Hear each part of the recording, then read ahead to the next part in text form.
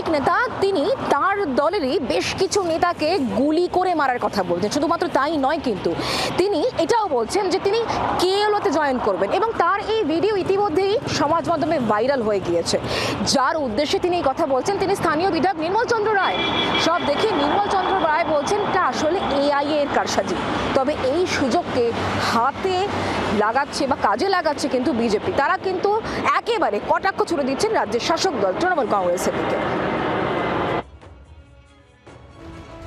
ধূপগুড়ি তৃণমূলের শ্রমিক নেতা বীরেন রায় এলাকার গ্রামীণ ব্লকের সভাপতি। তিনি স্ত্রী ঝাড়ালতা 2 গ্রাম পঞ্চায়েতের প্রধান।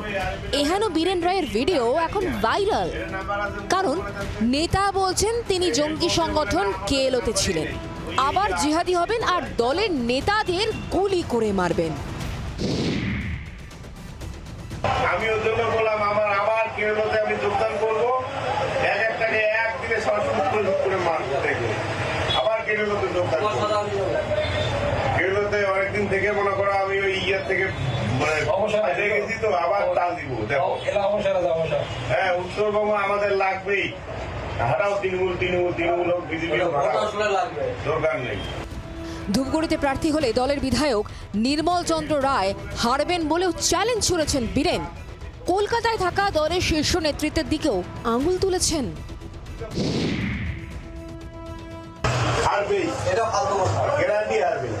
ও সব জায়গায় লিটিগেশন লাগাচ্ছে না, ভোটটা মনে হয় ওর লাগবে না। আর ওকে কথা বলতে গেলে বলে দল বুঝবে, দল বুঝবে। দলটা কে শুনি? দলটা কে? গান খেলে বেতন উঠাবা, আবার দলটা আমরা নাকি? দল হচ্ছে কলকাতা। দল কলকাতা, কলকাতার দিকে দেখা যায়। আর এই ধূপগুড়ির অবস্থা দেখো। সারা ভোট দিব আমরা এত মরিয়া হয়ে, আর এমএলএ হবে, আর এমএলএ হয়ে আছে বলে এটা কি বলে আমি জানি না।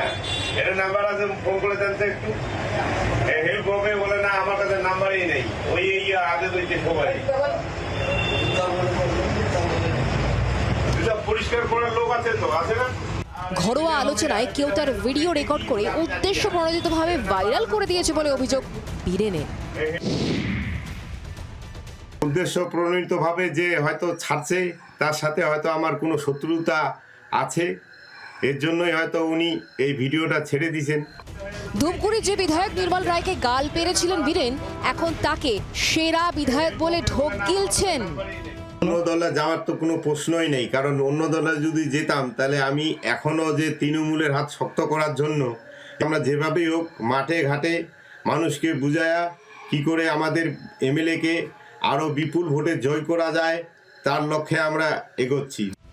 সব শুনে ধূপগুড়ির তৃণমূল বিধায়ক নির্মল চন্দ্র রায়ের দাবি ওসব এআই এর কারসাজি। প্রথম কথা হচ্ছে ভিডিওটার সত্যতা সম্পর্কিত এখন এআই টিআই নানানটা হয়ে গেছে, তাই না?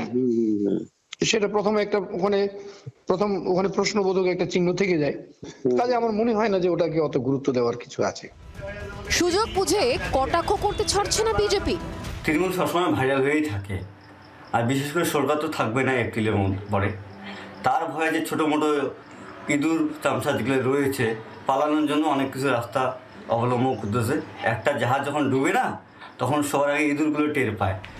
2021 নির্বাচনে ধূপগুড়ি আসনে জয়ী হয়েছিল বিজেপি, কিন্তু তাঁদের বিধায়ক মারা যাওয়ায় উপনির্বাচন হয়।